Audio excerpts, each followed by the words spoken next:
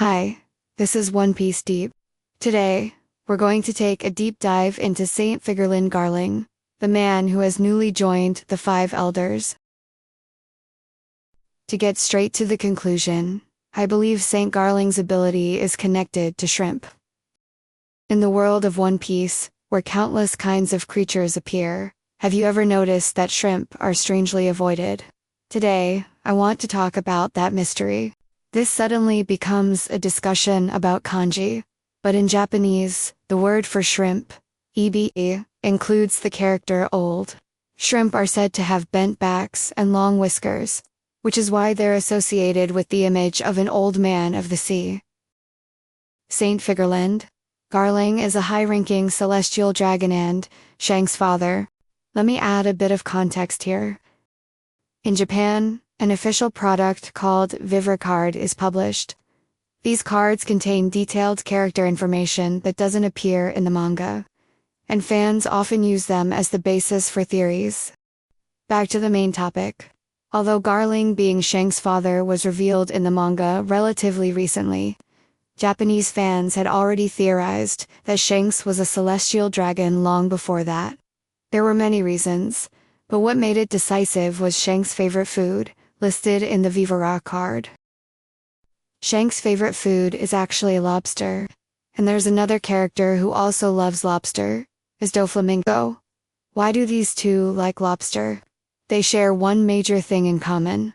Both were originally celestial dragons. In other words, lobster symbolizes the celestial dragons. At Mary Geoise, there's a scene where celestial dragons loudly demand lobster. On the other hand, Bartholomew Kuma's least favorite food is lobster. Kuma is a character whose life was completely destroyed by the celestial dragons. Everything was taken from him. He's consistently portrayed as someone who deeply hates them. So, if Kuma hates lobster, that strongly suggests lobster represents the celestial dragons. So what kind of power does Garling, Shanks' father, possess? In an interview, Oda himself said, "There is a secret to Saint Figurlin Garling's strength that makes it almost certain that he has some kind of special ability." Garling recently joined the Five Elders, replacing Saint Saturn after he was erased by IMU. The lineup changed. It changed from Mars, Mercury, Jupiter, Venus, and Saturn to the Moon, Mars, Mercury, Jupiter, and Venus. And Garling now fills the Moon position. Naturally, you'd expect him, like the others, to transform into some kind of monster. But here's the strange part. When the Five Elders transformed, none of their devil fruits were named. In One Piece, whenever a Zoan-type user transforms, their devil fruit is always introduced. Since that didn't happen here, the most natural conclusion is that they didn't eat devil fruits at all, but instead are transforming through Imu's power. Each of them turned into some kind of animal boars, birds, insects, horses. So Garling should transform into something as well. And what would that be? There's only one answer: a shrimp. Yes, Garling shrimp.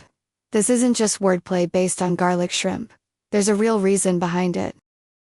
Shrimp and lobster have consistently been portrayed as symbols of the celestial dragons.